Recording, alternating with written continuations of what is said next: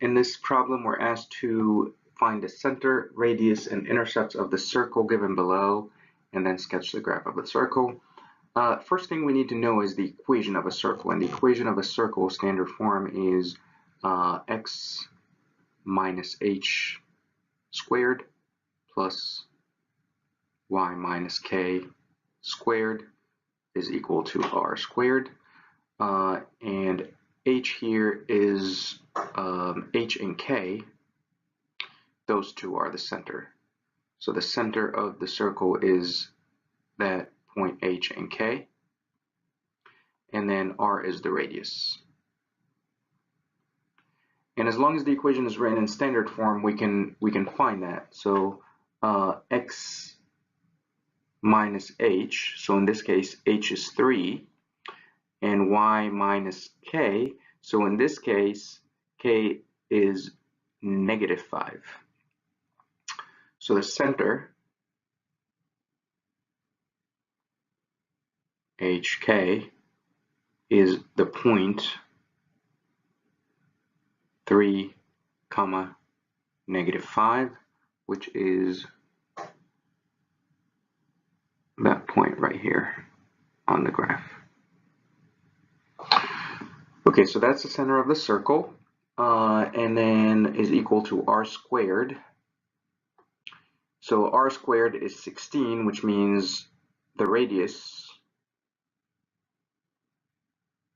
r is going to equal to 4. So to sketch the circle, you move 4 points away from the circle and from the center in every direction. So if this is the center here, you're going to go 1, 2, 3, 4 to the right, 1, 2, 3, 4 up, 1, 2, 3, 4 to the left, 1, 2, 3, 4 down. And then, excuse my circle, it's probably not going to be the best circle, but this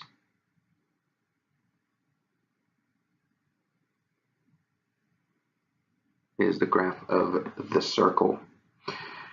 Okay, next we're asked about the intercepts. So the intercepts, so to find the x-intercept, we set y equals to 0. So again, the equation here is x minus 3 squared plus y plus 5 squared is equal to 16. So if I replace y with 0, then I would have x minus 3 squared plus, and then it'll be 0 plus 5 squared, so that's going to be 25. Is equal to 16. Now, and then we solve for x. Now this is a quadratic equation because this first term here is going to have a term of x squared. So there's a few ways that you can solve this. You can try to expand x minus 3 squared and then solve by factoring. You can try to expand it and then solve using the quadratic formula, but in this case my preference is using the square root property, simply because you have a term here that has the term that is already squared for you, and then the other terms are numbers. So what you can do is you can get all the numbers on the right hand side, x minus 3 squared. So we're going to subtract 25 from 16, and that gives us negative 9. And then to use the square root property to get rid of that squared is typically you take the square root for both sides, and then you make sure that you have two answers, a plus or a minus. Now obviously in this case, when you take a square root of the right hand side, you're going to get an imaginary solution. You're going to get a complex number because you have a negative 9 under the square root here. So that's not going to give you any real points, which really means that there are no x-intercepts. And by the way, if you look at your graph, you can clearly see that because your circle does not cross the x-axis. So that just confirms that our graph is also correct. Next, you try to find the y-intercept.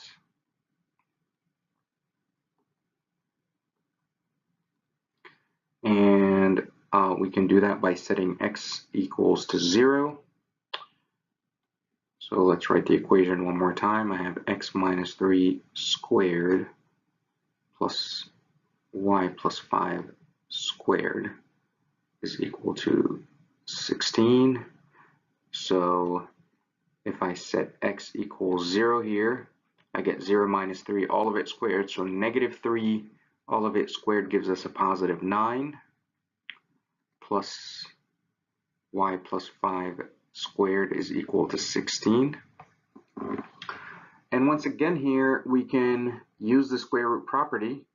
So if I subtract 9 from both sides, we get y plus 5, all of it squared, is equal to 7.